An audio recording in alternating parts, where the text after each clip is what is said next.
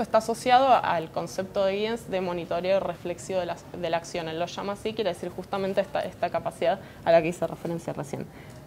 Por otro lado, el segundo nivel de reflexividad, que sí es propio de las sociedades modernas, según Giddens, sería una radicalización de este monitoreo inherente a toda acción, propio de la modernidad, que tiene que ver, o mejor dicho, que es un producto del proceso que Giddens conceptualiza en términos de desanclaje tiempo-espacial de las sociedades modernas. El desanclaje temporespacial tiene que ver con que, bueno, básicamente digamos, la cada vez menor necesidad de las relaciones cara a cara para la constitución de las sociedades. Esto lo que permitiría sería justamente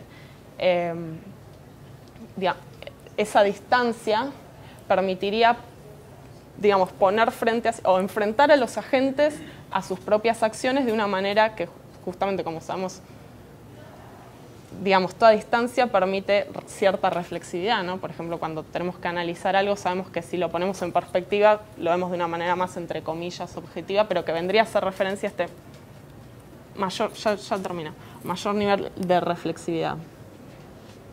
Entonces, frente a esta mayor información que permitiría el proceso de desanclaje tiempo-espacial moderno, los agentes se ven constantemente enfrentados a sus propias acciones, viéndose obligados a evaluarlas constantemente, a reflexionar sobre ellas constantemente y eventualmente a modificarlas, ¿no? Es decir, hay una mayor apertura a la transformación de las acciones. Entonces, a diferencia también de lo que podría creerse, esta mayor información respecto del mundo, de las acciones que constituyen el mundo, no implica necesariamente un mayor control sobre ellas. De hecho, todo lo contrario, ¿no? Y acá, como bien analizaron las sociologías del riesgo, podríamos pensar como la de Beck,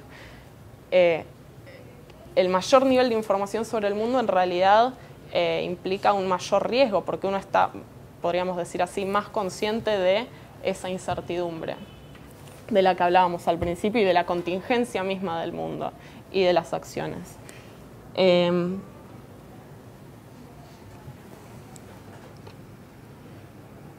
Entonces, bueno, esta postulación, como dice Beck, de la incertidumbre como un rasgo existencial contemporáneo, resemantizado por Giddens en estos términos. Entonces, si toda acción se ve constantemente evaluada, toda información es constantemente puesta en duda,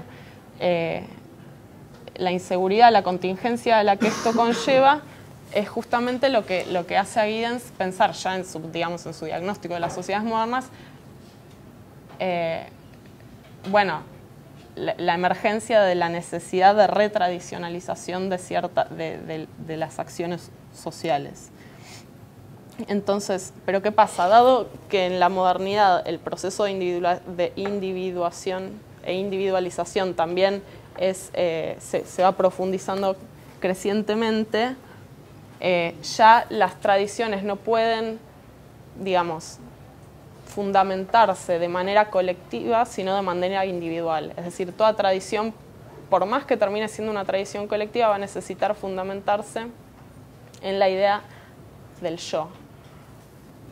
Justamente acá lo que surge, bueno, en realidad la última parte de la ponencia, pero por una cuestión de tiempo no lo voy a poder desgranar, pero la idea es que, bueno, surgen distintas formas de retradicionalizar las acciones sociales. Entonces, por ejemplo, aparece esta idea de la identidad del yo como una narrativa, bueno, Giddens, haciéndose eco de la noción bastante similar de ilusión biográfica de Bourdieu, habla de una continuidad biográfica como este relato y, bueno, también la noción de narrativa que retoma de Ricoeur. Digamos, es medio parecido a lo que vos habías dicho en tu ponencia respecto de, bueno, de que siempre aparece como relato, ¿no? La biografía individual, y después hablo también de ciertas formas de retradicionalizar la acción social en términos colectivos, ¿no? Lo que significó en su momento, hay cierto decaimiento en la actualidad, pero bueno, sigue siendo importante la idea de nación o de nacionalidad, ¿no? Como una, también como una comunidad imaginada, en el sentido de decir que una cierta tradición nacional siempre fue así, etc. Bueno, no puedo profundizar en eso, pero esa sería la idea, la retradicionalización. Bueno, y esto lo que demuestra es lo que decía el título de mi ponencia, que la tradición al final siempre parece ser el fundamento de la vida social.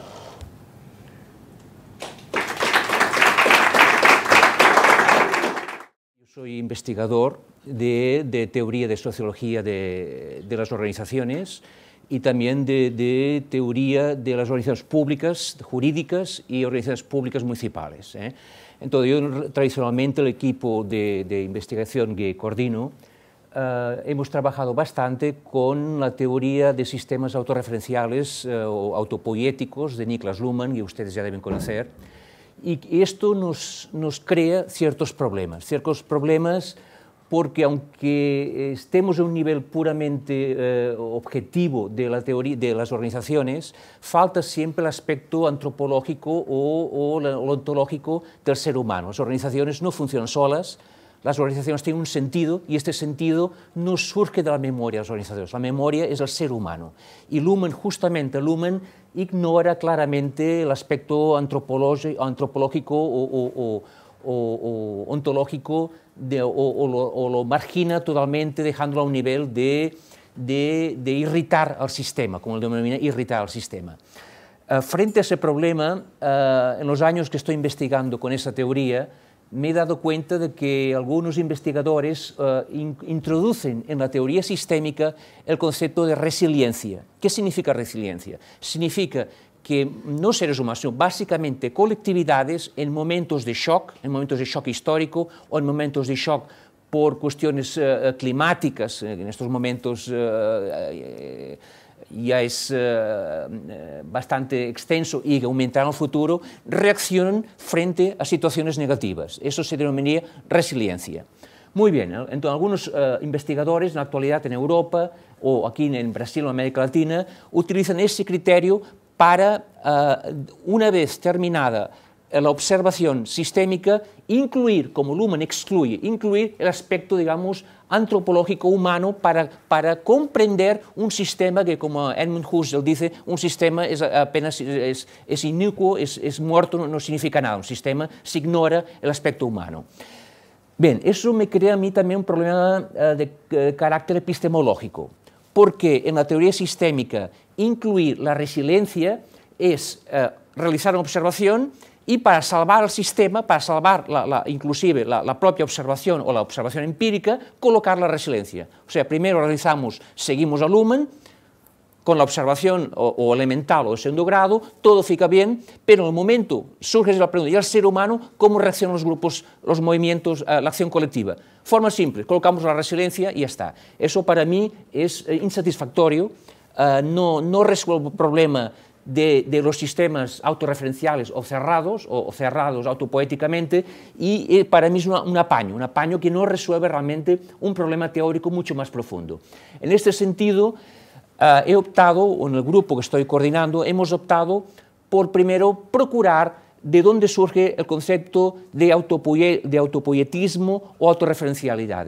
Y surge en los neurobiólogos chilenos Maturana y Valera. Entonces, hemos estado profundizando en los últimos años en Maturana y Valera. ¿Qué entienden ellos por autopoiesis? Porque Niklas Luhmann, en el fondo, lo que hace es copiar o importar el concepto de Maturana y Valera, lo incorpora en la sociología alemana y quedó aquí con algunas críticas, quedó aquí más o menos cerrado el tema. Pero siempre, sobre todo, Maturana ha respondido y ha protestado contra esta forma de reinterpretar lo que él denomina, lo que él parte de lo vivo.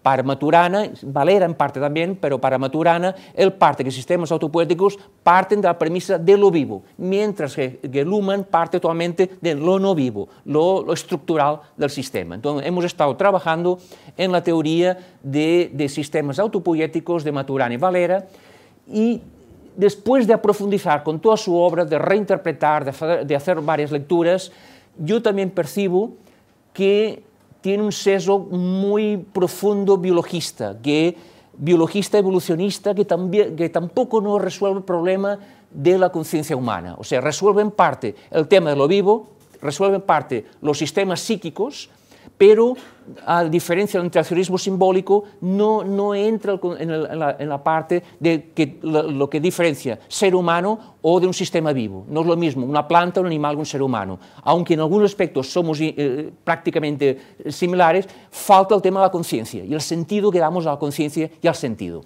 Entonces, frente a esta situación, estoy dando una nueva lectura, incluso el propio Maturana y Valera se separan en los años 90, epistemológicamente Maturana sigue más con un sentido de lo que él denominaría la fenomenología biológica, mientras que Valera sigue con el sesgo claramente biologista.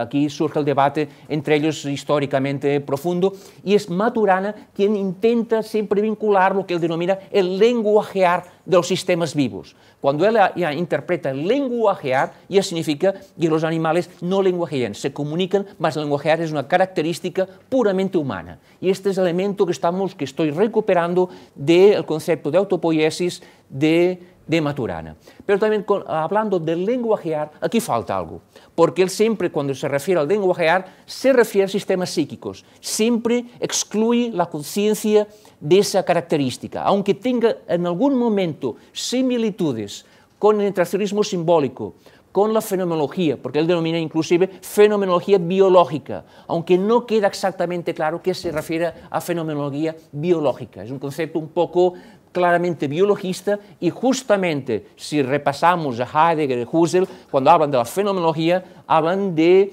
la intersubjetividad, o sea, cómo dos seres humanos, cómo dos conciencias se construyen a partir de un diálogo mutuo del lenguaje, no apenas del lenguajear.